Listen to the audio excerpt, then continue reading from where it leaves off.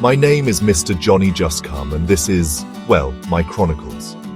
I arrived in Canada through the Pierre-Elliott Trudeau International Airport in Montreal of an Air France A380 Airbus plan via Paris, along with fellow African travelers and some other passengers of other races.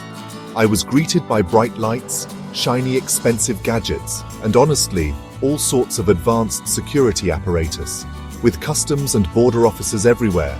Everyone around me seemed so excited and happy to meet their loved ones, whether they were returning to the country or had people already living in Canada before making the journey, who were waiting to receive them. But I have to admit, I was pretty apprehensive, because of all the frightful stories I'd heard before from social media groups and influencers. They talked about how mean border officers could be. One story in particular said that if a border officer was having a bad day, maybe had a fight with a spouse or partner before coming to work, they could just take it out on you. And if they didn't like your face, well, they might just send you back home. So, just like I saw everyone else doing, I took off my shoes, my carry-on bag, my Eagle keys, and my cell phone, and dropped them all in the plastic container provided for travelers before walking through the metal detector. Immediately, I walked through the metal detector. All hell broke loose, and honestly, every black person in sight ran for dear cover, not wanting to be associated with me. Every other race gave a slight glance of half interest or acted aloof to what was going on.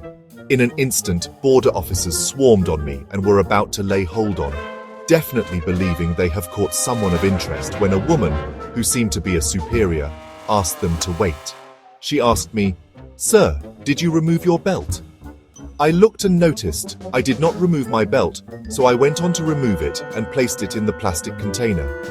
This led me to remember that I had a little bunch of mini Falcon keys that opens my suitcase tucked into the small jean pocket of my trouser, so I removed it and placed it in the plastic container too. The container rolled along the conveyor belt through the X-ray screening device, along with that of other travelers, as I walked through the metal detector again, just as instructed by the female border officer who, honestly, pretty much came to my rescue. This time around, there was no incident. The pleasant white lady looked at her colleagues as though to say, "Can you now see that he is not a person of interest?"